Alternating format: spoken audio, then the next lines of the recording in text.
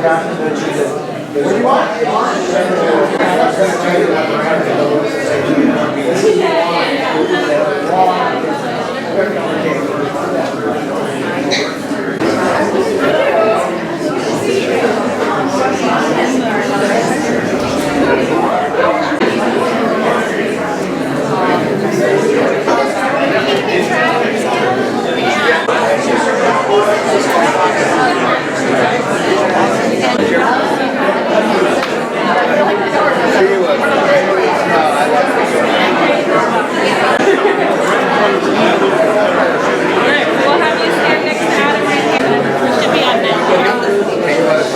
I think we're going to go ahead and get started. All right, I'd like to welcome you to the Karin Clarke Gallery for our stop number 2 on tonight's Art Walk. I'm Michael Fisher, Director of Maude Kerns Art Center, and very excited to be here. Real quickly, I just want to thank this month's Art Walk sponsor, Sherry Schaefer's Insurance Agency. She's located here in downtown Eugene on West 7th. So a big thank you to Sherry Schaefer's and her insurance agent, State Farm.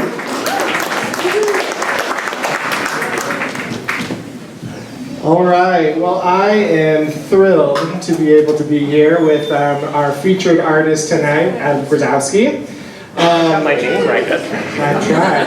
I have seen his work before, so, you know, it kind of helps. So, you know, tonight's show is called Bread, Shelter, and Circus.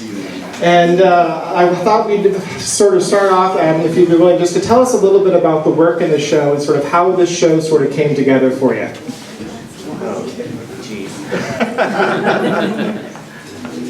Well, I've just been working my head off doing a whole bunch of painting, so that theme was, I just had several different things that I've been doing for a long time. The circus thing, the shelter thing is kind of new, except some of those things are gone and they're sold. So, but I don't know. I've just been working a lot, so that's what. A lot of them just changed out, so that's kind of a yeah. Yes, well, there's definitely a lot of work in the room, so you've been very busy. I see that. So for a lot of people, sort of the subject matter of the circus either brings up sort of a joyful childhood memory, or it can be on the complete opposite, and it can be something rather creepy and scary. And so I wanted to know if you would just talk a little bit about your inspiration and sort of, you know, interest in sort of pursuing that series about the circus. Well, it's kind of a college era thing, and because of the wire walking and the climbing, I was completely intrigued with that. So it wasn't the creepy, dirty circus and the elephants shitting on the floor and all that stuff, and the weird girls twirling around the ceiling. That wasn't really what it was, you know, geared towards. But I did go to the circus when I was very young with my father, and it was really creepy. In Southern Illinois, you know, it was one of the early, you know, Midwestern circuses, and it is a little. But it's also very, I don't know, I guess the underlying thing about the circus is more of just people that make their living out of nothing. And it's kind of like a concentration camp type thing or whatever, like people that have no way of doing anything and they just have to do handstands or walk on wires or hang from the ceiling with weird clothes on or whatever, and to make money when there's nothing else to do. So that survival part of it was intriguing to me, but it's really been the whole wire walking thing for me. It's like I spend a lot of time walking on wires. So, you know, that part's meaningful to me. But. And that kind of speaks to one of the things that I have enjoyed about getting to know your work is that I always feel, whether it's figurative or your circus series, I always feel that there's a strong narrative or a story with those pieces. And I always wondered, you know, as you're working, are you aware of that sort of story that you're trying to have sort of emerge out of your piece? Or do you really just sort of, you know, just sort of focus on the composition? Well, you know, I'm 60 years old now.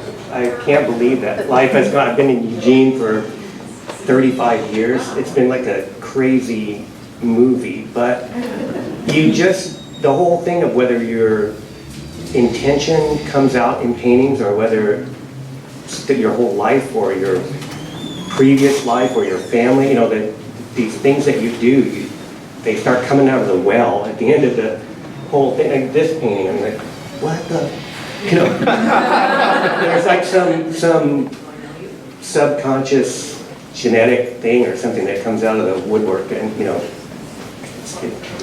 if it was intentional all the time, I guess it would be good, but you realize you kind of think your intention is driving this whole thing, but then with painting especially, you realize that kind of you're an idiot and it just does what it's going to do, and all you can do is just sit there and swab away.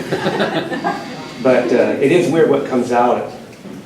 You know, printmaking, you just have to scratch away at it. It's very prescribed and intentional, but painting is, sometimes things come out that you, maybe, you know, it's just, I don't know, it's interesting. Well, I think that's the best part, when things come out that you weren't, you know, sort of that happy surprise. That's what you think. Does anybody have a quick question for Adam? Oh, come on, Jesus. Anyone? It's just the two of you, don't worry about it. No, that's How many okay. paintings are new, Adam? Say that How again? many of these paintings are new since last time? A whole bunch of them. It's like, yeah, like half of them or something. I've been painting away.